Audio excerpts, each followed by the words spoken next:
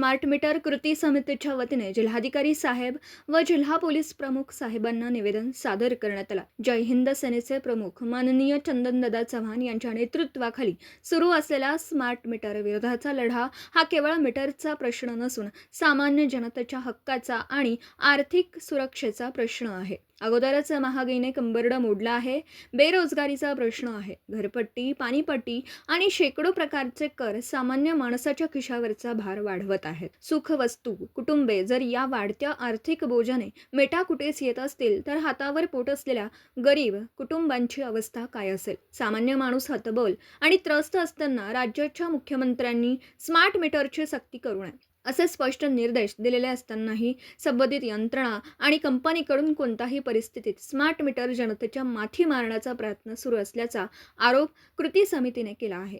घरात कोणी नाही हे पाहून महिलांच्या अज्ञानाचा गैरफायदा घेऊन किंवा दबावाच्या मार्गाने स्मार्ट मीटर बसवण्याचा प्रयत्न भविष्यात झाला तर अशा प्रकारांना लोकशाही मार्गाने कायदेशीर चौकटीतून राहून जशास तसे उत्तर दिले जाईल असा इशारा निवेदनातून देण्यात आला। हा लढा कोणत्याही एका व्यक्तीचा नाही, हा लढा आहे सामान्य जनतेच्या हक्कासाठी, हा लढा आहे अन्यायाविरोधात, हा लढा आहे जनतेच्या खिशावर होणाऱ्या अतिरिक्त बोजाविरोधात। येत्या काळात स्मार्ट मीटरच्या सक्तीविरोधात संपूर्ण जिल्ह्यात मोठे जनआंदोलन उभारण्याचा निर्धार चंदनदादा चव्हाण यांनी व्यक्त केला। स्मार्ट मीटरची सक्ती थांबलीच पाहिजे, जनतेचा आवाज बुलंद झालाच पाहिजे, अन्यायाविरुद्ध संघर्ष सुरूच राहणार। माननीय चंदनदादा चव्हाण यांच्या नेतृत्वाखाली जनतेच्या हक्कासाठी संघर्षाची पुढची दिशा आता ठरली आहे। श्री युनुस महात, श्री नितीन मिरजकर, श्री जैलाब शेख, श्री महेश मासाळ, श्री सलीम पन्हाळकर, श्री सुभाष तोडकर, श्री अमोल माने, श्री दत्ता पाटील, श्री गोरख वनखंडे,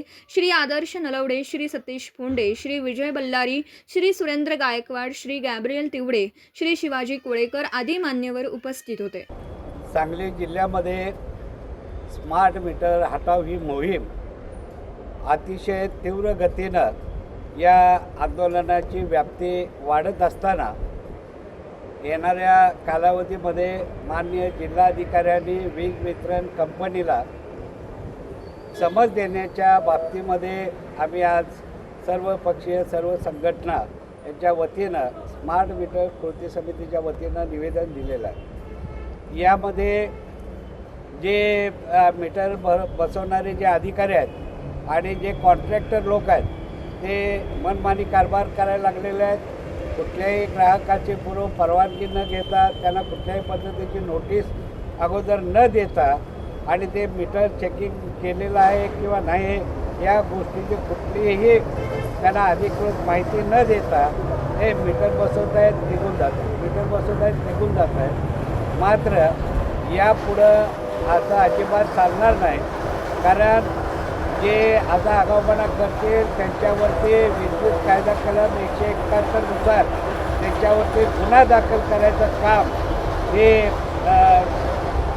स्मार्ट मीटर हटाव कृती समिती हे 16 ऑक्टोबरपासून ही मोहीम जिल्हाभर हातात घेणार आहे आणि या बेकायदेशीर स्मार्ट मीटर लावणाऱ्यांना सळोखी पळख करून ही कृती समितीचे सर्व निमंत्रण पदाधिकारी हे त्यांना पळवून लावल्याशिवाय सोडणार नाहीत। वेळ प्रसंगी त्यांना धमकीसुद्धा देण्याची तयारी आज जनतेनं ठेवलेली आहे, कारण याचा उद्रेक भडकू नये म्हणून त्याची काळजी घ्यावी। संबंधित वीज वितरण डिपार्टमेंटच्या अधिकाऱ्यांना तशा पद्धतीचा सूचना देण्यात याव्यात, या पद्धतीनं तुम्ही त्यांना आदेश द्यावेत अशी मागणी आज आम्ही कृती समितीच्या वतीनं केलेली आहे। आणि याच्यामध्ये वीज वितरण अधिकाऱ्यांनी गांभीर्यानं नाही घेतलं तर वीज वितरण अधिकाऱ्यांना येणाऱ्या दिवसामध्ये सळोखी पळख करून सोडल्याशिवाय राहणार नाही असा इशारा या निमित्तानं देतो। जय हिंद, जय महाराष्ट्र। स्मार्ट मीटर कृती समितीचा विजय असो। स्मार्ट मीटर कृती समितीचा विजय असो।